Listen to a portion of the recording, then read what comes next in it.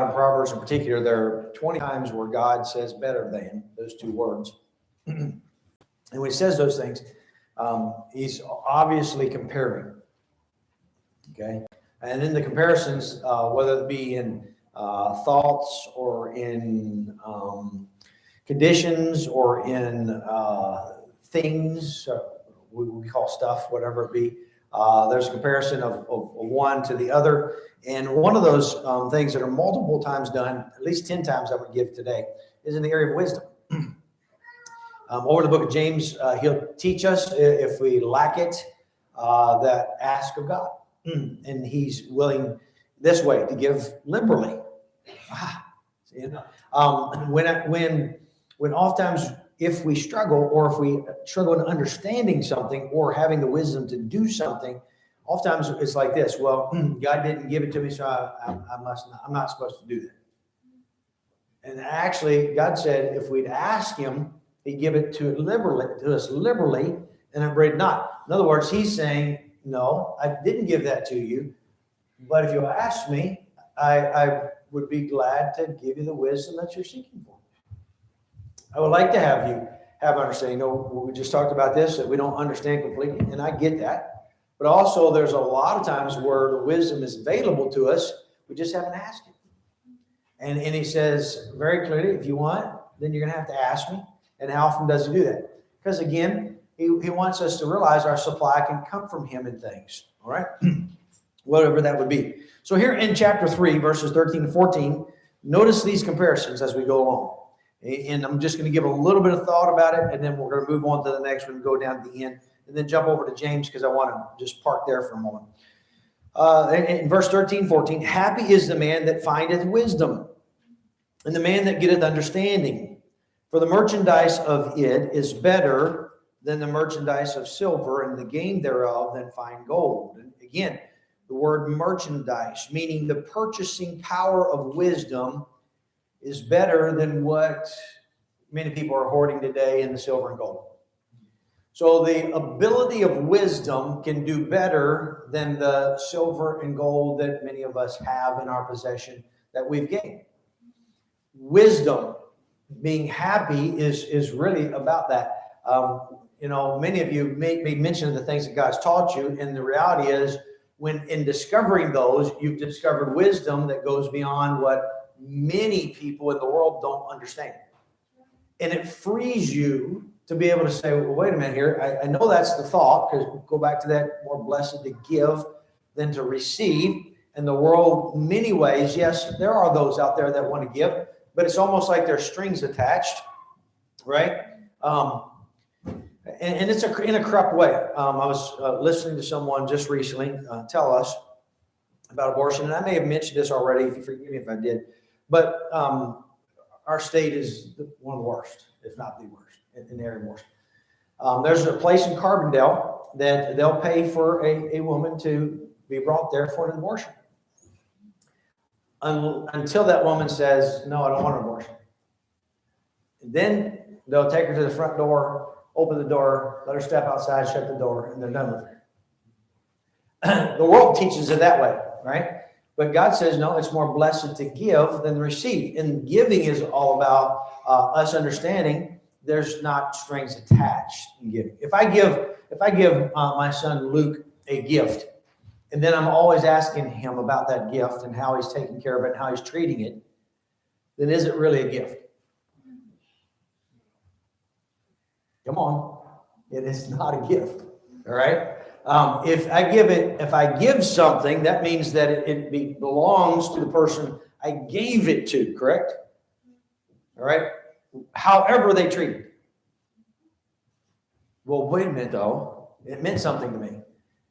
Yes, but what was more important? The gift or the very fact that you learned the wisdom of giving? See, think about how God's done for us as a world. How the way he's given, right? How does he give? Freely. Thank you. Thank you. All right. So here with wisdom, he's saying now this wisdom is better in the merchandise or the purchasing power than silver and gold. And silver and gold can purchase a lot, even more today, right? Of course, not today, and it wasn't a week ago, so whatever it was, but, right? What is it now? I don't know. What is it, $78 or something for silver, and gold's dropped down to whatever. More than that, though. Yeah, $78, still a good amount for an ounce of something. An ounce of silver is in the 4,000 something, whatever. Yeah. But wisdom's way better purchasing power. I'm not going to park here a long time. So anyway, I want us to see it. Look at chapter 8. Chapter 8. Something I want to move on to anyway. Chapter 8 in verse 11. For wisdom is better than rubies, and all the things that may be desired are not to be compared to it. Now think about all the things that you would desire. Max, you mentioned desires, right? All the things that you would desire, and he is saying here, wisdom is better than those things. Okay? Rubies, they can be, depending on carat size, those kind of things, they can be anywhere from $1,000 a carat to $1 million per carat, depending on the clarity and those kind of things, okay? Size, so forth. Yet, the Bible is saying very clearly, wisdom that's from above, which is first pure. It's interesting that it starts there, right? The things that are valuable, we want them pure, right? Silver and gold, the better purity, the more worth. Wisdom is from above is first pure. In other words, it comes from God. We're asking it from him. He's saying here it's better than the rubies and anything that you can desire. It's more important, right? Chapter 15. Chapter 15.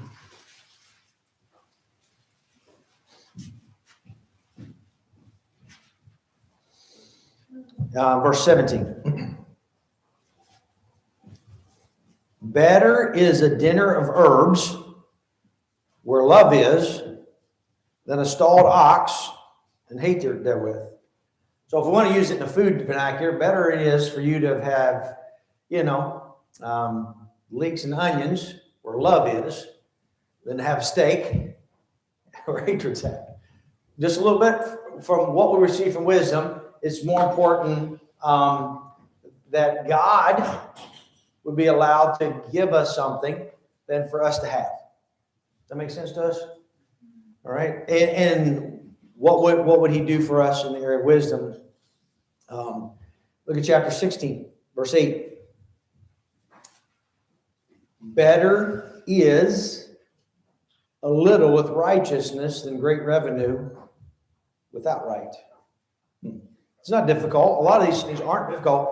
Where there is little in godliness or righteousness, it is far better than wealth where wickedness is.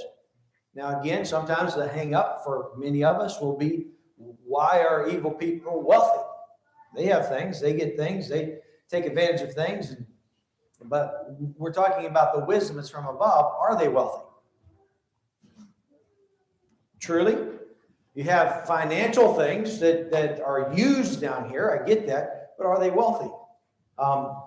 What would be, if you and I were thinking about wealth, what would be the test or the security in the wealth? What would be that which, I know I'm making you think really hard here. What would be that which would say, okay, that is true wealth? What would be that test, do you think?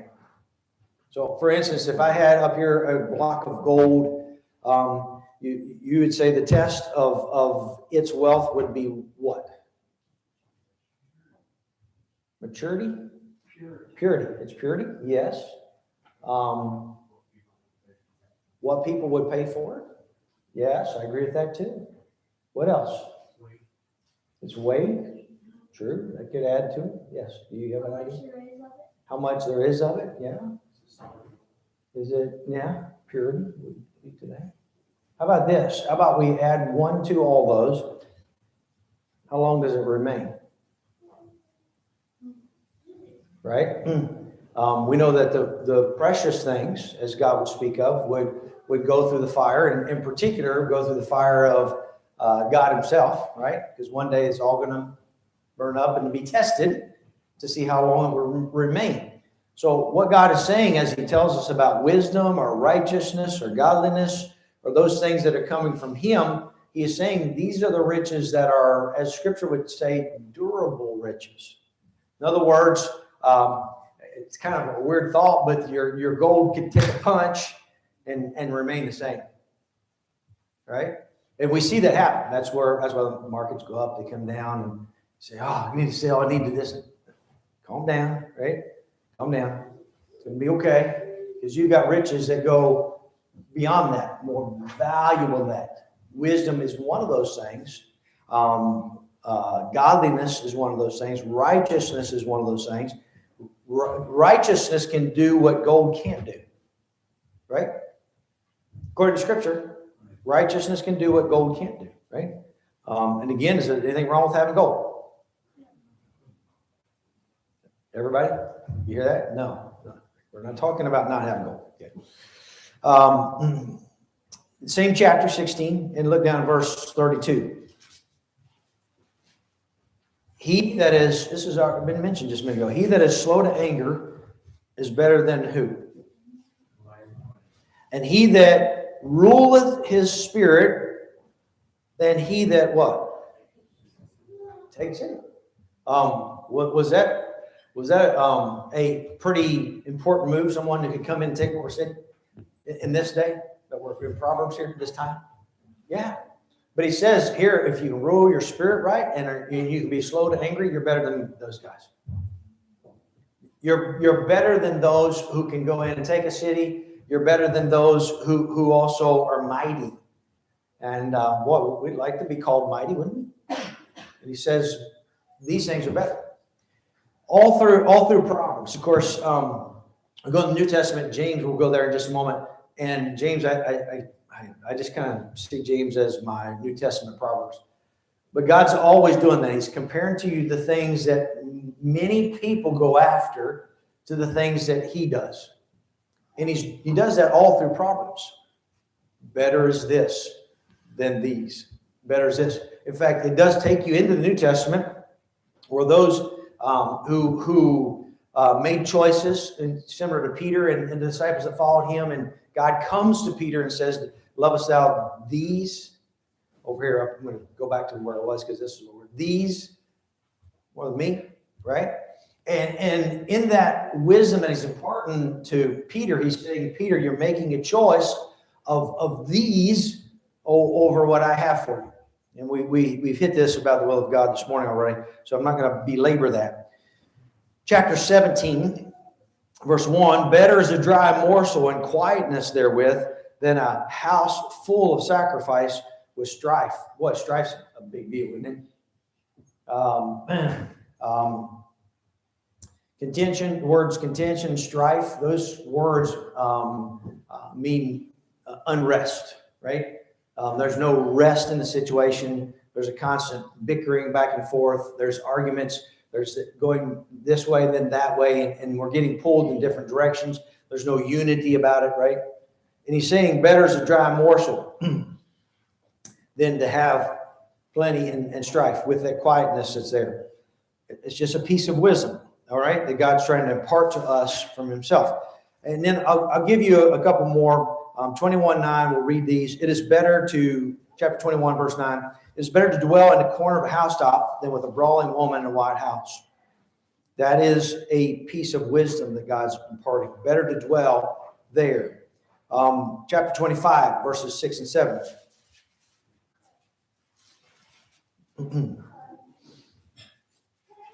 Put not forth thyself in the presence of the king, and stand not in the place of great men. For better it is that it is be said unto thee, come up hither, than that thou shouldest be put lower in the presence of the princes whom thou eyes have seen. Of course, he's talking about now having respect of persons, especially yourself. All right. And then the last one I'll give you, and then we're going to jump back to James. Proverbs chapter 27, verse 5. Open rebuke is better than secret love. Open rebuke is better than secret love. Of course, he's talking here of to bring correction before much damage happens, open rebuke, than to that secret love that is unapproved and sinful. Okay, there's plenty of scripture that speaks that. Now jump back to James, and that's where we'll park for the rest of the time. James in chapter number 1. James chapter 1. I gave you 10 things in Proverbs, but Proverbs is full of this. Better is this than this. Better is this than this. If you want a better life, then go there. Look at what God says is better. And most of the times he's referring to things, this life compared to what he can give you and do for you. If you want the better life, that's where it's going to be. It may confound you. In fact, the Bible would teach us that he chose the simple things to confound the wise, and they confound you. But if you'll just do it, obey it, then you'll see that that is the truth in your life. God is so wise here in James. Of course, he's talking to the 12 tribes which are scattered abroad. New Testament, of course, he's bringing them back together. He's going to, right? But he's going to teach them something important. Look at verse 5. If any of you lack wisdom, let him ask of God that giveth to all men liberally, and upbraideth not, and it shall be given him. Right? In the story? Oh no, we got verses before, we got verses after, don't we? Let's look at the very next verse. But let him ask in faith, nothing wavering. Whoa, whoa, whoa, whoa. God said, ask and you'll give liberally. Yeah, but your asking is to be how? This is a wisdom that we need to have. In faith. All right? So let's paint the picture for a moment. You need a new job. New job? You know you need a new job. God has brought you to the place where the job that you're in is ended. Now what do? God, I need your wisdom. Look, I'm looking for your wisdom. In the paper. Looking for your wisdom, Lord. Your wisdom's got to be in here somewhere. I'm not saying he won't use the paper. You with me? I'm not saying he won't use paper. Oh, well, we don't use papers today, right? We're on the internet. Facebook. All kinds of jobs, Lord. They're all over the place here. And you come out of that, you walk out of that with 25 different job opportunities, and you're more confused than when you got into it. Right? Which one's the right one? Can I say something to you? It might not even be in the ones you picked. This is where wisdom comes in from God. God said, I need you to ask. And when you ask, I'm going to give you liberally, but here's what needs to happen. You need to ask in faith. In other words, believing, Lord, you're going to direct me to the right one. In other words, you want to be like the one guy who said, he said, you know, Joe, when God was handing out brains, you thought he said trains, you took the first one. You don't want to be that guy. You want to be the guy that says, now, Lord, I know there's one of these trains that I'm supposed to get on. I don't know which one it is. Lord, I'm here at the stop, and I'm going to keep doing what you want me to do while you have me here. But, Lord, if I'm at the wrong bus station, please let me know that I'm at the wrong bus station. God, I really prefer not to make a bunch of mess here in this selection that I have called a job. You know, I honestly believe God's just waiting for people like that to do that. Lord, I just want you to show me the wisdom that I need. I want you to lay it out for me. Well, but doesn't God expect you to put feet? Yeah, I didn't say you don't go look in the paper. Did I? I didn't say that you don't look at jobs. I didn't say that at all. But what I did say is you better trust that, Lord, you're going to guide me and direct me. Even if I were to turn the wrong direction because this is more money, but this would take me from church. I might get quiet there. Anyway. Or this seems like it'd be better for my family, but would hurt my time with my family. Hello? See, God says, no, you're going to ask in faith. And you know there's a whole book full of things that God would tell us, right? And impart wisdom to us if we let him do so. And in that book, he doesn't go against it. He never goes against his word, right? God never goes against his word. In fact, the world needs to be thankful that there is the word of God. because he holds it above his very name. I don't know, but that God doesn't say, okay, I already said this, and I stick with what I say, right? When I look back in the Old Testament with Moses there this morning, I was like, boy, I'm glad he gave us the whole canon, right? Boom, one place, one time. So anyway, he's saying, let him ask in faith, nothing wavering. Why? For he that wavereth is like a wave of the sea driven with the wind and tossed. For let not that man think that he shall receive anything of the Lord. Lord, I'm asking you for wisdom. I'm asking you for wisdom. And I'm running over here and I'm jumping at this. And I'm running over here and I'm jumping at this. And I'm running over here and I'm jumping at this. And this is what I want. And that's what I want. I think that's what I want anyway. I tried that. Didn't work. So I'm going to try that. Boy, if we can take that out, you mentioned running with patience. Our faith is many times tested by the fire of God. God is a consuming fire, the Bible says. But the fire would heat things up. Right? When you heat something up, what happens?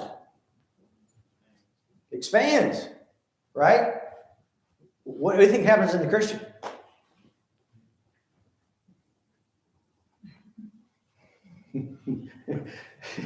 I'm trying to explode on myself, right? God said, well, wait a minute. You've asked for my wisdom.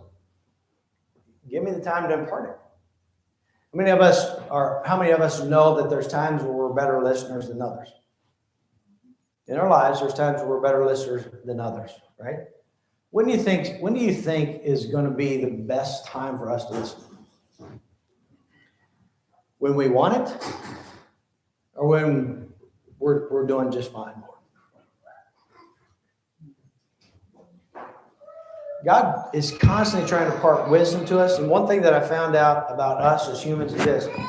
Oftentimes, for us to learn the lesson, we have to learn it well. And that means this, that I have to be listening and absorbing and willing to do something about it. Because that really is what listening is. It's hearing with the intent to respond. You've heard me say that over the years. It's not new to me. But it's hearing, it's listening, it's hearing, it's with the intent to respond to that. And God many times will heat it up in the area of wisdom. And he says it very clearly in verse 8. A double-minded man is unstable in all his ways. It doesn't matter how much you're asking for the wisdom of God. If you're not willing to ask in faith, knowing that he's going to give you the answer that you're looking for, whether it is something that you can see or not, that you're willing to wait on him, that you're willing to say, Lord, I know you're going to answer this, and continue doing the things that God would want you by waiting on him, then you're going to be unstable and you're not going to receive anything of the Lord. I have to have an answer tomorrow, Lord. And that might be true in your thoughts and feelings. That might be true in maybe even somebody who's a creditor, right? And God could be merciful in that way. But he also might be just wanting you to get some wisdom that's from above. I hate to be this way, but stop borrowing. I can't believe you said that. I don't know. I'm just saying that could be what God would want. Well, God is so good to us. He wants to impart to us the wisdom that comes from above. We would do well to definitely study the book of Proverbs and realize, Lord, I need wisdom, and you've got a book full of the better things. And so help me to seek after the better things. Many times, can I say this about when we ask for God's wisdom? That he'll open the door to help us see outside the box. You know what I'm saying? For instance, I just went to jobs. Well, this is where all the job opportunities are. Well, how do you know that? How do you know that's the only place you can get a job opportunity? Can you imagine this? That, for instance, we'll take it into the arena of male-female. And say that you're in a small place, in a small church, and has a handful of people, and there's nobody your age. Well, who am I going to marry? Well, I mean, they're only 25 years older than I am. You see what I'm saying? Wisdom is from above. God knows what he's doing. He can be trusted. He's going to put you in the right place, the right time, for the right job, and the right mate. He's going to, but we have to, in faith, ask, not just say, this is what God says, and then, okay, well, let me use that and apply it the way I want to apply it. No, this is what God says. Let me trust that. If he says it's better than something, then what he's saying is what he has to offer and what he is giving to us is better than what many times we seek. How many times you and I have settled for something other than what was God's? I ask myself that. How many times we have settled for something that was other than God's and struggled with it. And at some point along the way, we finally thought to ourselves, I don't know how much God was in it. Now, he is now. He's been merciful to me. You with me on this? He is long-suffering. He's been good. But if I go back to that moment where I chose something that wasn't better, I can say that's where it happened at. Now, brother, you mentioned about learning from others and mistakes of others. Okay, here's a good moment for that, right? You go back to Proverbs and go with the man that went by the simple man's house and see the things were overgrown, right? For instance, let me just say this to all of us, young and old. Is this book boring? Okay. Many of you will real quick shaking your heads. No, good. But if you think anywhere along in your life that somehow this book's boring, then you missed out on something very important. Your success or failure is based more upon this book than what you think. Why? Well, if one thing we know true, it's this, that God, if he said it, it's going to happen, right? If I agree with it, that's one thing. If I act upon it, that adds to it. And then if I wait upon it, now the success comes because it's that I've believed, I've received, I've said, yes, Lord, and now I'm going to wait to see his wonderful salvation in my life. It could be in any area you want to think about, all right? Any area. It could be in the things I mentioned. It could be marriage. It could be a job. It could be a home. It could be in an answer to a prayer request. It could be in the way that I conduct myself as a Christian. Any of those ways. This word is full of the better things. And then he also tells us what man attempts. That's why he goes through the gold and the rubies, and that's what man attempts. This was what would make my life so much better. And many people would agree. Well, that's wisdom because they have so much. How many has known of people who've had more than they even know what to do with that are very, very unhappy people? Okay? God says the wisdom that's kind of come from above is going to bring you better than the merchandise power, better than that, better than rubies. Simple food with love is better than steak with hatred. Godliness, where there's little means, is better than wickedness and wealth. Better is it to be humble and associate yourselves with those who are than to fellowship with the pride, because what we find with pride is we find destruction and a fall, right?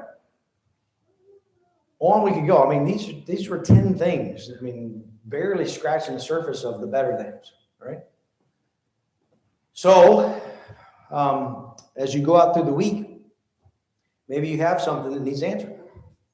Lord, how do I live with? How do I know? You know, things that I mean, fill in the blank on those things. I don't want to limit it to one thing. You know, we would just hammer home, get married, and work. But how do I know certain things? Well, ask him. Lord, how do I know this is your perfect will? The very thing you want. Well, ask him. Lord, show me. God, impart to me the wisdom that I need. I'm trusting you by faith, in faith, relying on you. Lord, I'm not going to budge on this until I know it's what you want. I'm not going to budge on this. In fact, in some places I don't have a choice, right? I'm in it. I can't budge on it. So Lord, I need you to do something special in my life. I need some wisdom that's from you. My thoughts are very constrained. How many has there ever heard the adage, sometimes it's hard to see the trees when you're in the forest? It is that way. So Lord, get me up above the forest line and the trees so I can see what's really important. Interesting, a lot of times the answer's right there. You know, Miss Gabrielle played Job. He's going forward, he's going backward. He can't find him, and he finally parks, and God hadn't moved anywhere. He's still in the same place he was in. A lot of times it's right there. It's that close. And oftentimes as believers, we're not that far off. We just wait on it just for a moment. Trust him. He's going to answer. You know, sometimes it might be the real shape of things is we wonder if he's going to answer. God, are you going to answer? Of course he is. He's always got a yes, no, or wait. Always. All right. So wisdom being imparted to us, it's got to come from above. It's got to come from the Lord. We've got to be a people who say, I'm going to ask him for everything. You know, the Lord never gets tired of us asking. I've had people that get saved and have struggled with that, taking even the littlest things to the Lord. He never gets tired of that. You know, you lost your pencil. Ask him. Well, he doesn't need to be bothered by that. Do you really think God's bothered by anything that we ask? You know, as parents, we have to work on that, don't we? Sometimes our kids ask us so many questions. What's that? What's that? Blue. Why is the sky blue? What's it green? God doesn't do that. He's way better than that. All right. He likes when we come. Ask him. Could be the smallest thing. Could be real big stuff. Lord, I can't see certain things. Okay, you can't, but I'll give you the faith to believe, and His grace will be sufficient. All right. Would you stand with me? So the question I have for you here in the invitation is this one: what wisdom do you need? I mean, we have a lot of different ages here. What wisdom do you need? Is it, okay, maybe it's something temporal. You know, I'm having trouble with my multiplication table. Some of you young people, I'm having trouble with my multiplication table. Well, go to the Lord. Say, well, I know, but my learning ability isn't as good as others. I get that, but can God do things? Sure. Okay. Can He help you? You might wind up being a success in that because you were a failure. What is the wisdom that you need? What you need? You need work. You need know how to talk to someone. You need to know how to handle a situation. You need go find out the right place for your vehicle to be fixed. What is it? Go to the Lord and watch Him do this. Watch Him open your mind up. Watch Him open your heart up. Well, I never thought of that. Or He sends somebody your way and they say something. You know what? I have never thought of that before. You know, that's God doing those things. Right? Invitation given.